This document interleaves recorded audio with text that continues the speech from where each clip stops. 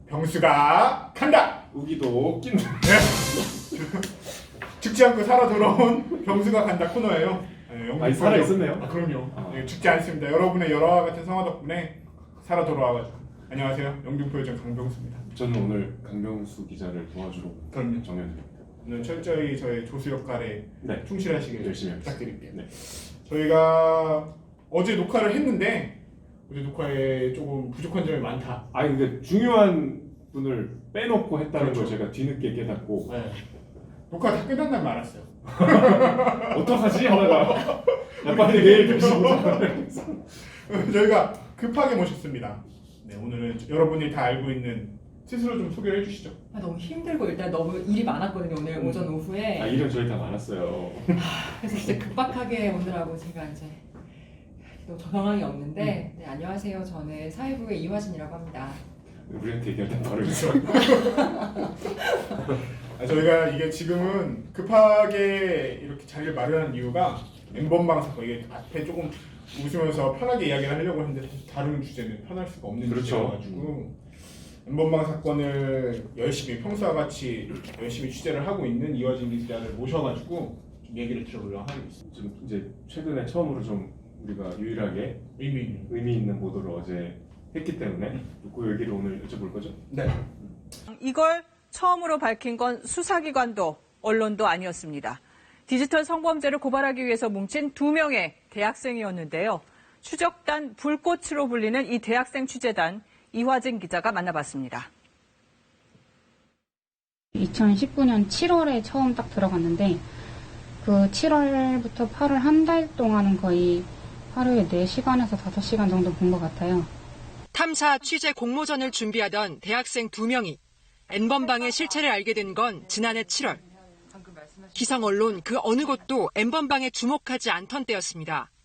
이 네이버에서 저희가 가장 많은 공감을 받은 댓글 찾아봤더니 참으로 필요한 일을 나서서 해줬다, 멋지다 이런 얘기인데 이게 우리가 아니고. 그러니까 이 우리가 아니에요.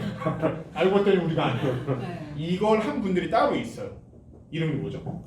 추적단 불꽃. 취재단 불꽃. 네. 취재단이 아니고. 네, 추적단 불꽃이에요. 아, 추적단 불꽃. 여러분들 이제 기사를 많이 보셔서 알겠지만 이분들이 대학생 분들이에요. 이제 대학교 몇 학년이에요? 이제 거의 졸업반. 네. 대학교 분들인데 이 사실 엠번방 사건 사회적으로 공분을 일으키는 엠번방 사건의 첫 보도를 사실상 이분들이 담당을 하신 거죠. 처음 취재를 이렇게 사회적 공분을 일으킬 만한 팩트를 그쵸. 취재해서 알린 분들인 거죠. 그렇죠. 이분들이 그 팩트 추적을 2019년 7월부터 한 달간 했거든요. 작년 7월부터. 네, 그리고 나서 이제 그게 아시다시피 뉴스통신진흥회라는 것에 이제 공모된 기사인데 그게 이제 1등을 차지하고 이제 그 결과물이 9월에 풀렸어요. 직접 만나보니 어떤 분들인지. 엄청 씩씩하고 기자를 둘 다 지망하고 계시거든요. 이 신상에 대해서는 아무래도 되게 조심스러운 부분이 있어요. 그래서 추적단 불꽃이라는 취재단으로 활동을 하지만 개인적인 이름은 공개하지 않습니다. 성씨도 공개하지 않습니다. 이름을 여쭤본 건 아닙니다. 네. 우리 말고도 지금 다른 언론하고도 이분들이 인터뷰를 계속 해오고 계신 건가요? 엄청 스케줄이 많으세요. 어. 다행히 어제는 저희가 시간을 짜투리 시간을 잡아서 바로 인터뷰를 했지만은 오늘도 저녁까지 있고 아마 이번 주 내내 인터뷰 일정이 있더라고요. 취재단 불꽃 그 취재 내용을 보면은 이게 사실 이런 내용이 오간다 하더라도 이게 취재하기가 정말 쉽지 않아 보였거든요. 네. 어떻게 취재를 하게 됐는지 취재 연유 이야기 좀 더. 일단은 그 디지털 성범죄가 최근에 굉장히 심각해졌기 때문에 거기에 대해서 나중에 취재할 기회가 생기면 취재를 하고 싶다고 생각을 둘 다 하고 있었대요. 2명이 이루어져 있거든요. 근데 마침 그 뉴스통신진흥회라는 데서 이제 시민 기자들을 대상으로 이제 공모를 한다, 기사 공모를 한다고 하니 이걸 해보자 해서 이제 이른바 야한 동영상 사이트들을 뒤적뒤적 해본 결과 이제 텔레그램 방으로 들어가는 링크를 발견을 하게 된 거죠. 그런 사이트에서. 그래서 거기 들어가 봤더니 이른바 N번방으로 들어가게 되는 중간 통로격인 링크를 발견하게 된 거예요. 그래서 사실은 그곳은 어떤 곳이었냐면 거기뿐만 아니라 텔레그램이 이제 해외 IP가 있고 국내에서 추적이 불가능하기 때문에 온갖 성인 음성된 그런 곳이 많다고 하더라고요. 근데 그 중에서 하나를 골라서 들어간 거죠. 근데 알고 보니까 이게 1번 방부터 8번 방까지 분화가 돼 있고 또 각 방마다 이제 미성년자 아이들이 3명에서 뭐 많게는 8명, 그래서 총 30여 명 아이들이 거기 들어있던 거죠. 이 정도로 충격적인 범죄가 자행될 줄 진짜 전혀 몰랐던 거네요. 일단은 이분들을 어제 만나고 나서 이제 좀 친한 여성 사회 단체나 이런 뭐 민변이나 이런 분들한테 연락을 해보니 이런 것이 있었다는 거를 전혀 알지 못했었고 심지어 2019년 7월, 뭐 10월, 11월 한겨레 보도조차도 사실 지금에서야 더 크게 보이는 거지 작년엔 그렇게 크지 않았거든요. 반향이. 그러니까 전혀 모르던 완전 사각지대였던 거죠. 그럼 그분들은 가서 회원인 척 한 거예요? 그게 저희가 아는 것은 N번방이 유료 회원방이라고 생각을 네. 하잖아요. 지금은 그랬었을 것 같아요. 근데 당시 2019년 7월 때는 그 유료 회원방이 아니었대요. 누구나 들어갈 수 있는 거예요. 그리고 막 남성을 인증하거나 뭐 이런 뭐 회원을 인증하거나 이런 것도 없었고 어쩌면 지금보다는 쉽게 들어갈 수 있었고 또 이렇게 사람들이 이제 촉법이나 범법에 대한 경계도 낮았고 그래서 그냥 정말 막 이루어졌던 걸 포착하게 된 건데 당시도 박사방은 있었대요. 근데 2019년 7월 그 즈음에도 왜냐하면 박사방이 2018년 후반부터 생긴 거기 때문에 근데 이제 박사방 자체가 이제 그때는 유료였대요. 근데 유료였고 너무 인증이 빡빡하니까 이분들은 못 들어간 걸로 저는 알고 있어요. 다만 박사방도 예고방이 있어요. 예고방까지 들어갔는데 맛보기 영상이라고 소위 말해서 유통됐던 여기는 이제 이 자기가 운영하는 박사방이라는 곳에 있는 미성년자 아이들의 신상 정보, 뭐 사진, 영상을 맛보기로 잘라서 올리면 이제 혹하는 사람들이 들어가서 돈을 구매하고 사는 거죠. 이게 들어보면 들어볼수록 진짜 범죄 조직같이 운영된 거예요. 근데 이제 어쨌든 지금 말씀을 계속 들어보면 좀 부끄러운 게 우리 이하진 기자랑 저도 이슈 취재를 하는 기자들이었는데 대학생들이 참 이걸 하고 있었다니까. 진짜 저도 좀 부끄럽고 네. 이게 그분들 같은 경우 그러면 어쨌든 취재를 위한 목적이긴 했지만 해당 방에서 어떤 범죄 행위가 자행되는지를 직접 두 눈으로 확인하기 위해서는 막 하루에도 몇 시간씩 그걸 봐야 되잖아요. 이 취재 그런 어려움은 좀 없었을까요? 저도 그 트라우마에 대해서 물어봤었거든요. 근데 그분들은 취재 기간이 한 달이었고 하루에 이제 5시간 동안 들어가서 계속 영상을 수집하고 또 피해자 정보가 나오면 캡처해서 바로 경찰에 넘기고 이렇게 공조 수사를 했거든요. 그 과정에서 그 결과물을 딱 그게 아니고 취재하면서도 계속 경찰에 정보를 줬다는 거예요. 그렇죠. 아예 처음 이 N번방이라는 걸 발견하자마자 이거 너무 큰일이다 싶어서 그 지역에 있는 경찰서에 먼저 신고를 했대요. 근데 경찰서에서 이걸 사이버에서 처음 받아보고 이건 처음 보는 거고 문제가 꽤 심각하다고 해서 경찰청으로 이전을 한 거죠. 그래서 사이즈가 커졌다고 하더라고요. 그게 언제? 그게 2019년 7월 8월 처음에 취재에 돌입하자마자. 근데 검거는 왜 이렇게 늦었지? 근데 전체 사이즈를 저희가 이제 아는 사람이 뭐 각갓이나 뭐 왓츠맨. 박사나 왓츠맨밖에 없지만 사실은 거기 가해자가 되게 많대요. 그리고 그 사람들 몇몇은 이미 검거가 된. 근데 대학생분들인데 되게 어떻게 보면 대처나 이런 게 엄청 현명하네요. 자기가 처음부터 신고를 해서 취재뿐만 아니라 수사까지도 함께 이루어질 수 있도록 그렇게 판단을 했던 거고. 난 이분들은 기자 지망생이 아니라 언론사에서 모셔가야 될 것 같은데. 그러니까요. 특채를 해도 모자라요. 저희가 그래서 저희 하반기 어쩌면 저희 공채가 있을 수 있다. 그래서 정말 강력하게 셀링을 했어요. 진짜. 네. 이분들이 그걸 취재를 계속 해 나가면서 뭐 느꼈던 어떤 분노 이런 거에 대해서도 좀 이야기를 많이 하셨어요. 이 부분이 되게 조심스러운데 인터뷰를 하시면서도 조금 말을 아꼈었어요. 왜냐면 이게 어떻게 보면 젠더 갈등으로 비화되는 커뮤니티들이 있더라고요. 예를 들어 26만 명의 가해자가 모두 남자냐? 그러면 남자가 모두 가해자냐? 이런 프레임을 만드는 그런 네트워크도 있고 그러면 아니냐? 이런 만드는 네트워크들도 있는데 이분들은 이걸 모두 알고 계시더라고요. 근데 그분들은 이런 논쟁이 너무너무 소모적이고 그러니까 어쨌든 가해자는 범죄자들인데 왜 범죄자를 단죄하는 거에 있어서 이런 젠더 이슈가 나오는지는 자기는 멀리 봤을 때는 정말 불필요하다. 오히려 법 제정을 서두르고 그리고 이제 이런 것들을 맞닥뜨렸을 때 이제 미성년자들이나 성인이나 어떤 대응 방침을 빠르게 아는 것이 중요하다. 이런 말을 하더라고요. 이건 무슨 말이에요? 피해자랑 연락했어요? 이분들이? 네, 그건 이제 제가 먼저 여쭤본 건데 이제 피해자분들의 신상이 올라온다고 하잖아요. 그렇죠. 그래서 제가 그 텔레그램 방을 봤는데 이제 깜짝 놀랐는데 어떻게 올라오냐면은 왓츠맨이라는 관리자가 1번 방부터 8번 방까지 섹션을 나눠서 1번 방에 있는 5명 혹은 6명의 신상을 1번부터 6번까지 적어놓고 이게 8번 방까지 정리돼. 누구의 신상? 그 성착취물의 대상이 되는 피해자. 피해 여성들, 피해자들, 그 미성년자. 영상에 나오는 여성들. 그렇죠. 단지 이름이나 나이 뭐 이런 것뿐만 아니라 휴대번호, 전화번호도요? 네, 뭐 영상의 특징, 뭐 이런 말도 안 되는 뭐 캐릭터들의 자신들의 호불호 이런 것까지 정말 악의적이거나 정말 더럽게 한 게 많았죠. 근데 이걸 보고 이제 전화번호를 오픈을 했으니 이제 그쪽 안에 있는 가해자들도 전화를 할 거 아니에요. 그래서 이 사람들 이 불꽃 추적단 불꽃도 도와주기 위해서 이제 망설이다가 전화를 했는데 휴대번호가 바뀌어 있는 경우가 많았다고요. 그렇죠. 이게 들으면 들을수록 왜 아까 말한 그 젠더 갈등의 한 축 중에 하나는 소위 말해서 음란물 몇 번 본 것 같다가 이렇게 심하게 처벌까지 당해야 하냐라는 의견이 있는 걸로 알고 있어요. 근데 이게 여러분 잘 아셔야 되는 게 들으시면 알겠지만 진짜 완전 악질적인 범죄 행위거든요. 이거는 엄청난 의도를 갖고서는 처음부터 그렇게 생각하시는 분들은 이 뉴스를 잘 그러니까. 보고 말씀을 하시는 거죠. 모르시고 그런 사안이 아니잖아요. 그 뉴스 피해자들 접촉을 일부 한 모양인데 예.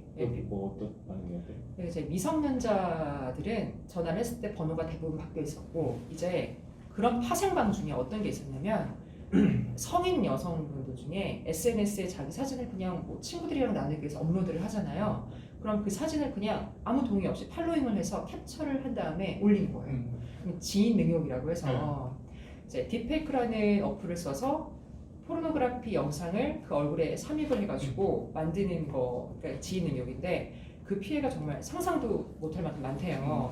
그래서 이분들은 성인이고 또 그래서 그냥 SNS 통해서 저희는 사실 이러이러한 사람들인데 피해를 당하고 계시는 것 같아서 알려드린다. 해서 10분 넘게 알려드렸대요. 근데 반응은 정말 깜짝 놀라고 내 주변에 대체 누가 있단 말인가 이랬는데 실제로 주변에 지인 중에 한 명이 뭐 범인이거나 근데 10명 넘게 이제 알려드렸는데 그 중에 적극적으로 이제 신고를 했겠죠. 사이버 수사대에. 근데 범인이 잡힌 건 딱 한 명뿐이에요.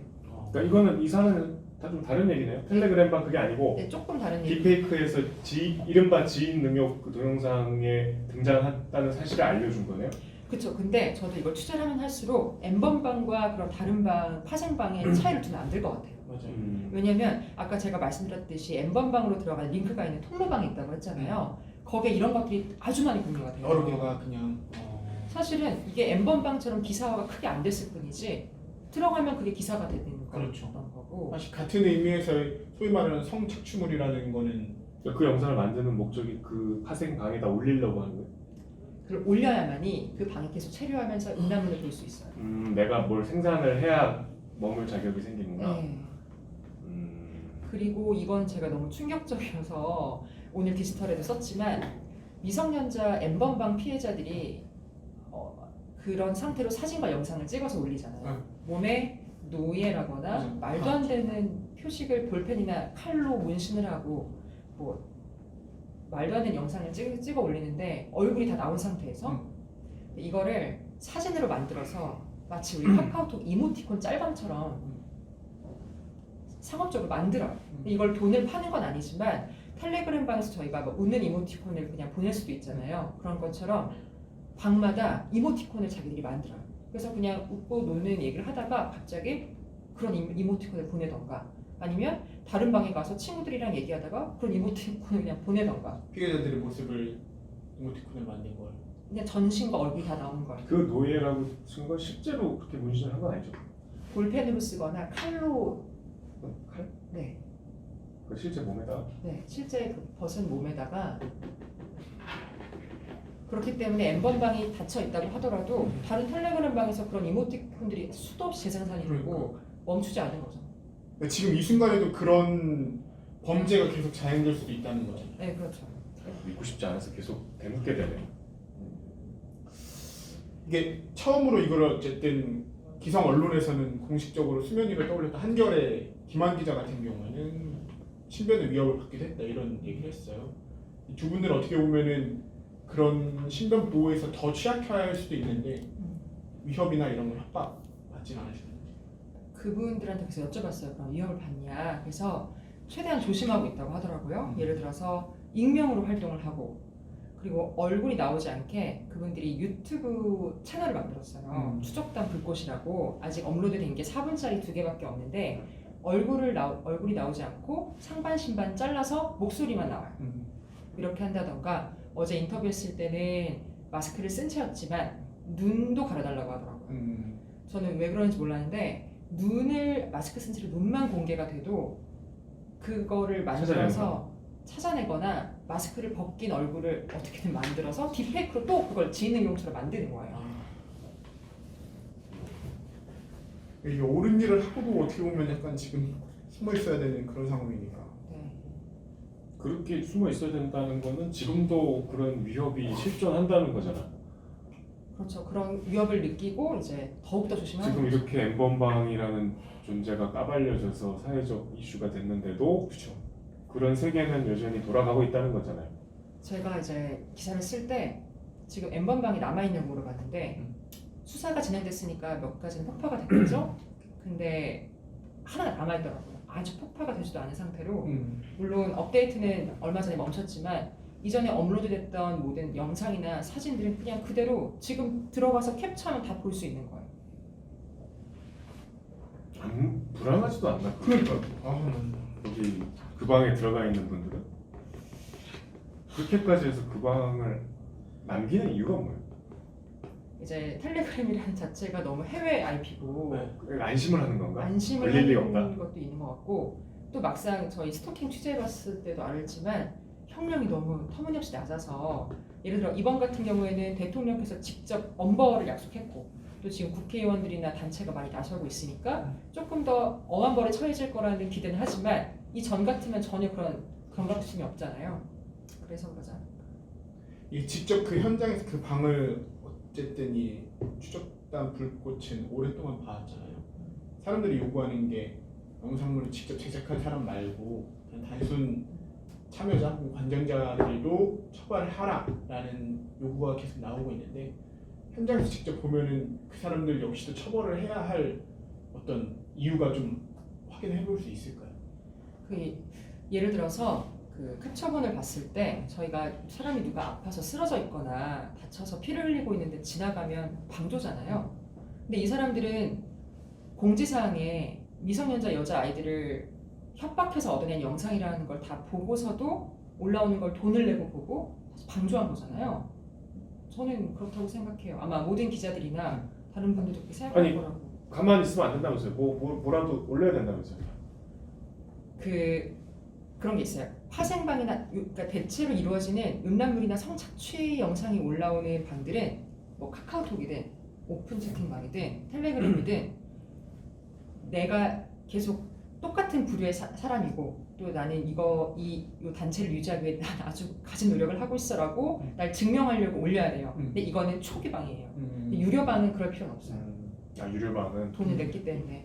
돈을 내서 그렇구나. 근데 어떤 의미에서든 내가 음란물을 혹은 성착취물을 올리는 거든 아니면 돈을 내는 거든 가담자 역시 잠재적인 가해자로 서로 한 통속으로 묶이는 그런 구조는 같은 거네요. 그렇죠. 돈을 내든 영상물을 올리든 둘 중에 하나인 거니까. 그래서 지금 이제 그 검찰이나 경찰에서도 이것을 같이 묶어서 보겠다. 직접 제작을 하지 않았어도 협박을 이제 같이 공조해서 했고 또 이걸 눈 감아줬고 방조했고 아주 공범이라고 보려고 하고 있는 지금 추세죠. 이 왜 이름은 불꽃이에요? 물어보지 못했습니다. 하지만 근데 제가 봤을 땐 정말 불꽃처럼 불꽃 취재를 씩씩해요. 네, 두 분은 원래 친구 사이? 그건 모르고 그냥 같은 그 언론인의 꿈을 가지면서 이제 같이 이제 취재거리를 찾다가 이제 더 끈끈해졌다고 들었어요. 2019년 10월에 제가 무슨 취재를 하고 있을지 반성하고 앞으로 취재 계획 뭘 더 취재할 거예요? 취재 계획은 그 이게 전부가 아니라고 생각을 당연히 하고 이제 저희 욕심이 있다면 이 불꽃이라는 분들과 이제 협업 취재를 좀 하고 싶어요. 그래서 이분들이 가지고 숟가락을 안 줄겠다. 서로 얻는 거죠. 뭐 저희 어떤 뭐 조금이라도 도움이 서로 되는 맞아요? 우리 이거 한 번으로 얻는 거 아니에요? 항상 감사한 마음으로 이렇게 그래도 뭐 저희 갖고 있는 뭐 데이터라든가 필요하네요. 아니, 근데 우리도 의미 있게 그러니까 여성분들의 안전에 관해서 예전에 스토킹 취재도 했었고 네. 그런 경험들이 좀 있잖아요. 문제의식도 계속 있었을 거고. 아니 그러니까 조금 반성을 하면서도 이게 사실 한계였던 것이 이하진 기자도 그때 그 다크웹 취재했었나요? 다크웹이요? 아, 네. 네네네. 우리 팀에서 했잖아요. 근데 우리 본방에서도 어제 얘기했지만 그게 크게 반향이 없었어. 생각보다. 이거는 그 타이밍인 것 같아요. 기사는 타이밍. 예를 들어 작년에 이분들이 이거 처음에 9월에 냈을 때 이 정도의 반향은 아니었잖아요. 근데 이거를 경찰에서 수사도 하고 한겨레 기자분께서 이걸 받아서 또 심층 취재를 하고 또 이번에 국민일보가 또 재생산을 하고 또 좋은 취재를 하고 하니까 게다가 이제 지금 국민처벌뿐만 아니라 해서 이제 시민들의 어떤 요구도 굉장히 거세지고 또 총선 시즌이고 또 뭐 정치권의 어떤 액션도 나와야 될 때고 하니까 이게 점점 커져서 이렇게 될 수 있었던 것 같아요. 근데 이거는 타이밍이라고 저는 생각을 해요. 너무 다행인 타이밍. 취재 계획 앞으로 향후 청사진을 좀 밝혀주세요. 뭐 더 취재할 거예요? 계속 그분들하고 뭔가 약속이 돼 있어요? 일단 약속은 돼 있고 저희가 잘 말씀을 드려서 또 그런 곳에 이제 발을 담갔던 이제 가해자분들도 어쩌면 뉘우치고 이런 걸 더 정하기 위해서 언론이나 수사기관에 과오를 말씀하시던지 그렇게 해서 순기능이 점점 나왔으면 좋겠어요. 뉘우치기 전에 일단 벌을 받아야죠. 잘못한 거에 대해서 확실히 벌을 받아야죠. 그러니까 어제도 우리 그런 얘기했지만 언론이 할 수 있는 유일한 일은 이런 사안에서 들춰내는 것밖에 없는 것 같아요. 이게 법 체계가 이걸 못 잡아내고 사법기관에서 계속 솜방망이 처벌을 하는 뭐 언제 기다려? 입법이 되고 뭐 이게 맞아요. 판결 결과를 언제 기다려? 그냥 기자들은 늦었지만 지금이라도 계속 찾아야죠. 그 26만 명이 누군지, 무슨 짓을 했는지, 그 실태가 어떤지 계속 앞으로. 사법부, 입법부에 언론이 이번 사건 같은 건 총을 쏴야 됩니다. 니네 일 좀 하라. 그리고 우리가 여러 번 얘기했지만 사실 법원이나 국회가 얼마나 여론에 휘둘려요. 지금 이 사람 신상 공개가 물론 논란은 있지만 SBS가 그렇게 공개를 하지 않았다면 결과가 이랬을까? 그 전에 이런 공분이 없었다면 국회가 이렇게 났었을까? 뭐 여론이 미치는 영향은 너무나 뚜렷하잖아요. 그거를 이제 언론이 이제 계속 취재를 하면서 끌어가야죠. 오늘 병수와 간다는 아예 무거운 이야기라 원래 더 밝고 재밌는 얘기를 할 때 병수와 간다를 했었는데 오늘은 웃을 수가 없어가지고 아쉽습니다. 마지막으로 한마디 하시죠. 너무 부담스럽고요. 그래서 이걸 취재하고 제가 이렇게 있는 얘기했는데 부담스러울 것 같아요. 왜냐면 이걸 같이 취재하고 있는 저희 동료 기자들도 많고 또 저희 부의 이제 후배 기자들과 함께 선배들 기자들도 함께 공동 취재를 하려고 노력을 하고 있으니 저희 말고도 다른 시민분들이나 다른 언론 지망생 분들도 같이 힘을 합해 주셔서 이게 좀 더 정화된 사회가 될 수 있는 보도가 되기를 또 염원해 주세요. 아니 조만간 진짜로 의미 있는 취재를 해서 이미 어제도 뭐 충분히 의미가 있었고요. 병수와 간다 외에 직접 다시 좀 스튜디오에 모셔가지고 네. 얘기를 들을 수 있으면 좋겠어요. 빨리 끝냅시다. 네, 오늘 병수와 간다는 여기까지 하겠습니다. 안녕.